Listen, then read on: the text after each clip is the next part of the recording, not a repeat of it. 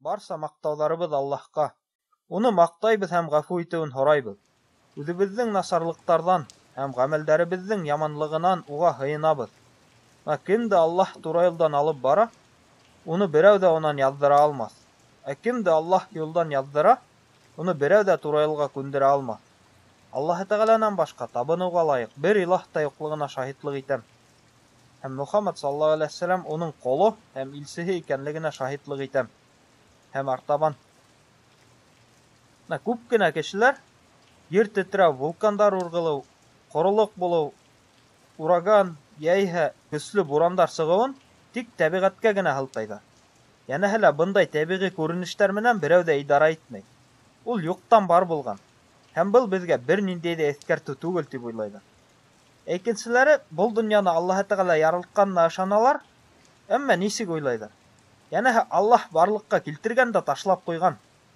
Хәҙер уның был донъяға, шул уҡ тәбиғәт күренештәренә, был ғаләмдең нисек итеп көн күреүенә бер ниндәй ҙә ҡыҫылышы юҡ тиҙәр. Кешенең ундай фекеренә таянһаң, был ғаләмде мына ҡул сәғәтенә йә кәҫә телефонына сағыштырырға була, шулай бит. Уны, яғни сәғәтте, бер китаец эшләп сығарған да, хәҙер ул һинең ҡулыңда. Эшләп сығарыусы сәғәттең нисек эшләүен, ашығамы ул, артта ҡаламы, йә бөтөнләй боҙоп ташлап ҡуйғандармы икәнен бөтөнләй белмәй. Бына ниндәй наҙанлыҡ, шулай бит. Инде мосолмандарға килһәң, улар бөтөнләй икенсе төрлө итеп уйлай. Ислам ҡанундары буйынса, ошо бөтә ғаләмде Аллаһы Тәғәлә яралтҡан һәм әлеге көндә лә тик ул үҙе, тик яңғыҙы ғына барыһы менән дә идара итеп тора. Һәм бар нәмәне лә белә.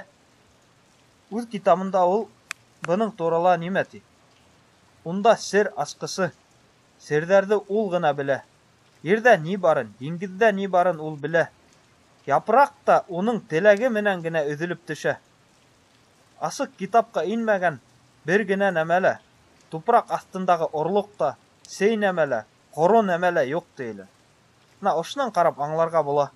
Был ғаләм үҙ аллы тереклек итмәй. Бар нәмә менән дә тик Аллаһы Тәғәлә генә идара итеп тора. Ҡасан ямғыр яуырға, ҡасан ҡар яуып, ҡасан буран сығырға икән тик Аллаһы Тәғәлә генә белә.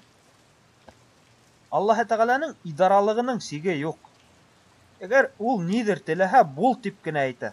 Һәм ул эш шул ыңғайы була. Аллаһ бойорһа, ерҙәр хәрәкәткә килә. Һыуҙар таша, дауыл, бурандар сыға. Ул тыйһа, бар нәмә лә кире үҙ урынына ҡайта. Шулай уҡ бындай тәбиғи күренештәр менән Аллаһы Тәғәлә беҙгә хәтлем йәшәгән күп кенә халыҡтарҙы һынап ҡарай.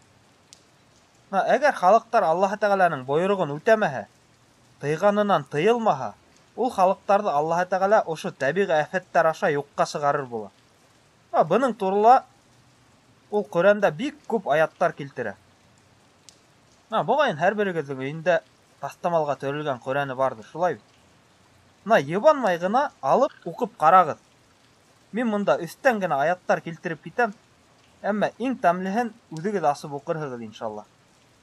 Иң асыҡ аят, миҫал булып, Нух халҡы килтерелә. Көфөрлөктәре өсөн Аллаһы Тәғәлә Нух халҡын һыуға батыра. Туфан һыуы ҡалҡып, бөтәһен дә йыуып алып китә. Ҡөрьәндә улар уны, йәғни Нухты алдаҡсыға һананылар. Беҙ уны бергә булған кешеләре менән кәмәгә ултыртып ҡотҡарҙыҡ. Ә беҙҙең аяттарҙы ялғанға һанаған кешеләрҙе һыуға батырҙыҡ. Ысынлап та улар һуҡыр халыҡ ине. Шулай Ғәд халҡы Ҡөрьәндә. Ғәд халҡы хаҡһыҙ көйө тәкәбберләнеп, кем беҙҙән ҡеүәтлерәк, йәғни көслөрәк тинеләр. Үҙҙәрен донъяға яралтҡан Алланың ҡеүәтлерәк икәнен улар күрмәнеме ни? Улар беҙҙең аяттарҙы кире ҡаҡты. Шунан донъялыҡта уҡ хурлыҡ ғазабын күрһәтер өсөн беҙ уларға бәхетһеҙ көндәрендә дауыл ебәрҙек. Ә әхирәт ғазабы унан да хурлыраҡ. Унда уларҙы һаҡлаусы булмаҫ. Шулай уҡ Сәлих ғәләйһиссәләм халҡы, көслө ер тетрәүе аша, шулай уҡ Лут халҡы. Уларҙың барыһында Аллаһы Тәғәлә уның аяттарын һанға һуҡмағандары өсөн, Аллаһтың ҡушҡандары буйынса йәшәмәгәндәре өсөн, төрлө тәбиғи афәттәр аша илдәре менән юҡҡа сығара. Ҡылынған гонаһтарҙың эҙемтәләре ул гонаһты башҡарыусыға ғына төшә тип уйларға ярамай. Уның эҙемтәләре гонаһлы кеше менән бергә йөрөгән, бергә йәшәгән, я ҡайһы саҡта яҡын тирәлә йәшәгән кешеләргә лә төшә. Бының турла Ибн Ҡудаманың китабында Исраил балалары тураһында ошондай тарих килтерелә. Муса ғәләйһиссәләм ваҡытында уларҙа, йәғни бөтә Исраил халҡы йәшәгән ерҙә көслө ҡоролоҡ башланы. Һәм улар Муса ғәләйһиссәләмгә килеп һорайҙар: «Эй Аллаһ Рәсүле, Аллаһҡа доға ҡылып, беҙгә ямғыр яуҙырһаңсы», тиҙәр. Һәм Муса ғәләйһиссәләм уларҙы барыһын да йыйып ала ла сүллеккә сығып теҙелеп торалар. Риүәйәт ителеүенсә, унда 70 меңдән ашыу кеше сыға. Сығалар һәм Муса ғәләйһиссәләм ҡулдарын һауаға күтәреп доға ҡыла: «О Аллаһ, беҙгә күктән ямғырыңды яуҙырһаңсы, имсәк имгән балаларыбыҙ хаҡына беҙҙе ярлыҡаһаңсы, доға ҡылған ҡарттарыбыҙ, юшанып йөрөгән малдарыбыҙ хаҡына. Бынан һуң ямғыр яуыу түгел, киреһенсә күк йөҙөндә булған бер-ике бөртөк болот әҫәре лә юҡҡа сыға, һәм ҡояш тағы ла нығыраҡ ҡыҙҙыра башлай. Күпме ваҡыт ямғырһыҙ тороуҙан тамам ҡыҙған ҡом өҫтөндә 70 меңдән ашыу халыҡ үтеп барған ҡояш менән ҡапма-ҡаршы тороп ҡалалар. Мына күҙ алдына килтереп ҡарағыҙ. Һәм Муса ғәләйһиссәләм Аллаһы Тәғәләгә өндәшә: «О Аллаһ, беҙ һинән ямғыр һорағайныҡ. Ниңә беҙгә бирмәнең?» Шунан Аллаһы Тәғәләгә уға былай ти. Мына ихтибар менән тыңлағыҙ ошоно. Ул нимә ти?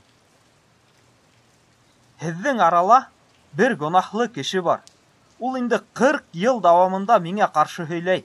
Һәм шуның гонаһтары арҡаһында һеҙ ямғырҙан мәхрүм булдығыҙ», ти. Уның бысраҡ теле, бысраҡ йөрәге арҡаһында. Һәм Аллаһы Тәғәлә әйтә: «Әйлән дә әйт, ул кеше алға сыҡһын», ти. Муса аптырап: «Меҫкен ҡол бит мин, тауышым да минең йүнһеҙ. Нисек инде ул тауыш 70 мең кешегә барып етһен», ти. Аллаһы Тәғәлә әйтә: «Һин өндәш, беҙ еткеребеҙ», ти. Шунан Муса ғәләйһиссәләм әйләнә лә: «Эй гонаһлы әҙәм балаһы, 40 йыл буйы Аллаһҡа ҡаршы һөйләүсе, һинең арҡала Исраил халҡы бөгөнгө көндә һыуһыҙ интегә. Һинең гонаһтарың арҡала Аллаһ беҙҙе ошо хәлгә төшөрҙө. Һәм ул һиңә алға сығырға бойора», ти. Һәм Аллаһы Тәғәлә Муса ғәләйһиссәләмгә аңғарта. Теге көфөр һөйләүсе тәүҙә уңға ҡараны, аҙаҡ һулға ҡараны, аҙаҡ артҡа һәм алға. Әммә берәү ҙә сыҡмағас, был һүҙ үҙенә төбәп әйтелгәнен аңланы. Һәм нимә тип уйлай? Әгәр ҙә хәҙер алға сыҡһам, бөтә халыҡ алдында мәскәрәгә ҡалырмын. Әгәр сыҡмаһам, ҡоролоҡ, аслыҡ арҡала һәләк булырмын. Һәм үҙем менән бөтә халҡымды үлемгә дусар итермен тип уйлай. Һәм ул нимә эшләй? Һәм ул башын төшөрә. Башын төшөрә, оялышынан ер тишегенә инерҙәй хәлгә төшә. Башын кейеменә йәшереп Аллаһы Тәғәләгә доға ҡыла: «О Аллаһ, мин һиңә 40 йыл буйы ҡаршы һөйләнем. Һин 40 йыл буйы мине ярлыҡап килдең. Бөгөн мин һинең алдыңда тәүбә итәм. Ғәфү итсе мине. О Аллам, һин бит ғәфү итергә яратаһың». Һәм ул доғаһын тамамлап та өлгөрмәй, бөтә күк йөҙөн болот ҡаплап ала. Һәм күктән биҙрәләп ҡойған кеүек ямғыр яуа башлай. Ошо хәҙистән ҡарап аңларға була. Бер генә кешенең гонаһы арҡаһында 70 меңдән ашыу кеше ҡаза күрергә мөмкин, шулай бит? 70 меңдең араһында бер генә гонаһлы кеше булғаны өсөн. Бөгөнгө көндә 70 меңдән ашыу гонаһлы кеше араһында бер бөртөк гонаһһыҙҙы табып буламы?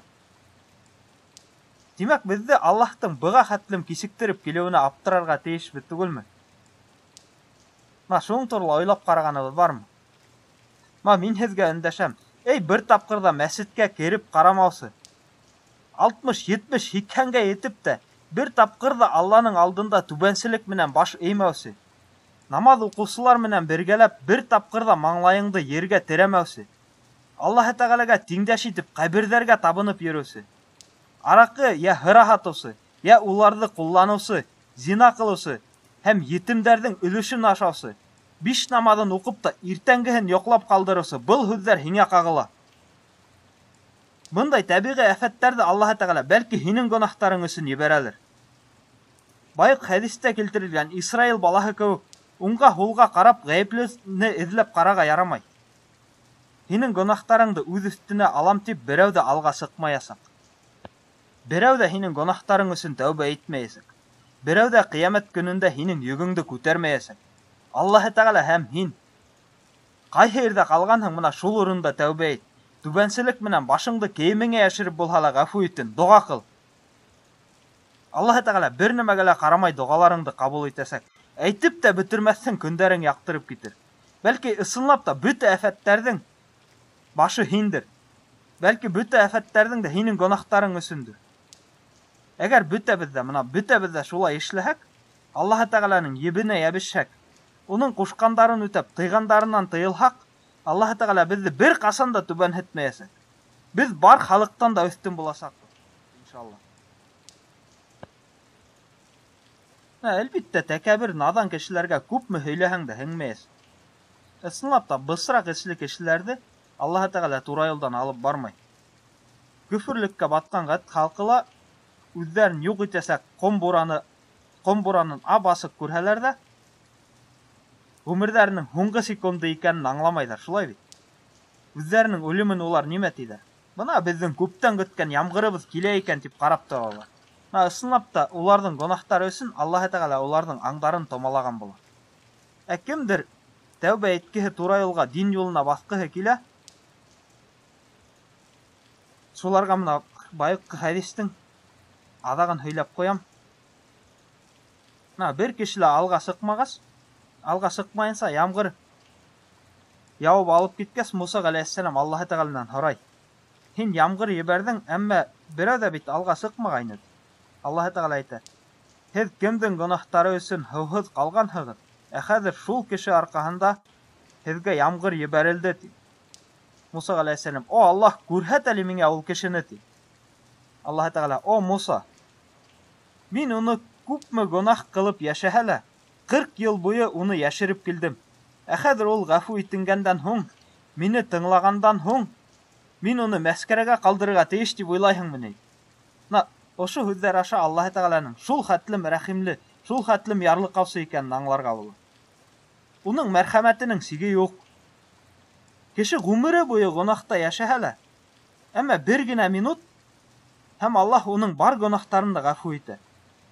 Шуға күрә Аллаһ мине бер ҡасан да ғәфү итмәҫ тип уйларға ярамай. Кеше күпме гонаһҡа батһа ла, Аллаһы Тәғәләнең ярлыҡаусы икәнен оноторға тейеш түгел.